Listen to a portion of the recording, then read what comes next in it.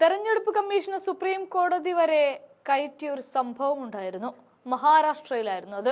ആ വോട്ടിംഗ് അട്ടിമറി കൈയോടെ പൊക്കി പുറത്തിട്ട് തെരഞ്ഞെടുപ്പ് കമ്മീഷന് സുപ്രീം കോടതിയിലേക്ക് കയറ്റുകയായിരുന്നു. എന്നാൽ അതിനു പിന്നാലെ നടക്കുന്നത് ചില്ലറ കാര്യങ്ങളൊന്നുമല്ല. BJP മഹാരാഷ്ട്രയെ കാർന്നു തിന്നുകയാണ് എന്ന തിരിച്ചറിവിന്റെ പേരിലാണ് 20 വർഷങ്ങൾക്ക് ഇപ്പുറത്ത് വലിയ രാഷ്ട്രീയ പാരമ്പര്യം പേറുന്ന കുടുംബങ്ങൾ പടലപ്പിണക്കം മറന്നു ഒന്നിക്കുന്നത്. ഇത് തീർത്തും BJPയെ ചവിട്ടി പുറത്താക്കുക എന്ന ഏക ലക്ഷ്യത്തോടെയാണ്. ഇന്ത്യ മുന്നണിക്ക് കരുത്തു പകരുന്ന ഒരു കാഴ്ചക്ക് കൂടിയാണ് ഇതോടെ മഹാരാഷ്ട്ര സാക്ഷ്യം വഹിക്കുന്നത്. മഹാരാഷ്ട്രയിലെ പ്രബല രാഷ്ട്രീയ പാർട്ടികളുടെ തലപ്പത്തുള്ള താക്കറെ കുടുംബം ഒന്നിക്കാൻ വഴിയൊരുങ്ങുന്നു.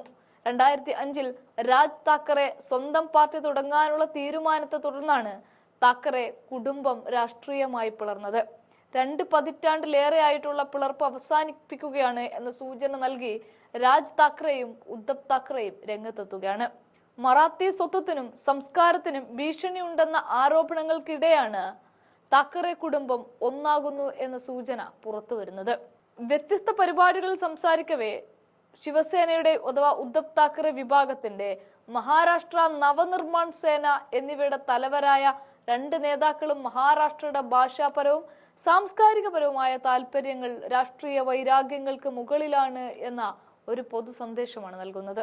അതായത് മറാത്തയെ BJP നശിക്കുന്നത് കൊണ്ട് ആ BJPക്ക് മുകളിൽ പറക്കാനാണ് ഇരുവരുടെയും തീരുമാനം. നടനും ചലച്ചിത്ര നിർമ്മാതാവുമായ മഹേഷ് മഞ്ചരേക്കറുമായുള്ള പോഡ്കാസ്റ്റിൽ പുനഃസംഗമത്തിന്റെ സാധ്യതയെക്കുറിച്ച് ചോദിച്ചപ്പോൾ തമ്മിലുള്ള അഭിപ്രായ വ്യത്യാസങ്ങൾ മഹാരാഷ്ട്രയുടെ താല്പര്യങ്ങൾക്ക് ഹാനികരമാണെന്നാണ് രാജ് താക്കറെ പറഞ്ഞത്. ഉദ്ധവും ഞാനും തമ്മിലുള്ള തർക്കങ്ങളും വഴക്കുകളും ചെറിയ നിസ്സാരമാണ്. മഹാരാഷ്ട്ര അതിനേക്കാളെല്ലാം എത്രയോ വലുതാണ്. ഒന്നിച്ചു ചേരുക അത്ര ബുദ്ധിമുട്ടുള്ള കാര്യമല്ല. അത് ഇച്ഛാശക്തിയുടെ കാര്യമാണ്. ഇത് എൻ്റെ ആഗ്രഹമോ സ്വാർത്ഥതയോ മാത്രമല്ല, നമ്മൾ വലിയ ചിത്രം നോക്കേണ്ടതുണ്ട് എന്നും രാഷ്ട്രീയ പാർട്ടികളിലുടനീളമുള്ള എല്ലാ മറാത്തികളും ഒന്നിച്ച് ഒരൊറ്റ പാർട്ടി രൂപീകരിക്കണം. രാജ് താക്കറെ പറഞ്ഞതാണിത്.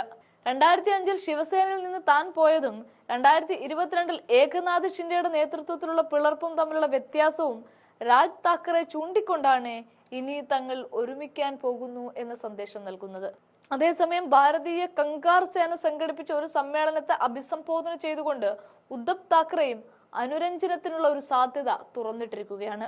എല്ലാ മറാത്തി ഇംഗ്ലീഷ് മീഡിയം സ്കൂളുകളിലും 1 മുതൽ 5 വരെ ക്ലാസുകളിൽ ഹിന്ദി നിർബന്ധിത വിഷയമാക്കാനുള്ള മഹാരാഷ്ട്ര സർക്കാരിന്റെ തീരുമാനത്തിനെതിരെ ഇരു നേതാക്കളും എതിർപ്പ് പ്രകടിപ്പിച്ചിരുന്നു. അതിനാൽ തന്നെ ഇരു നേതാക്കളുടെയും പ്രതികരണത്തിന് വലിയ പ്രാധാന്യമാണ് ഉള്ളത്.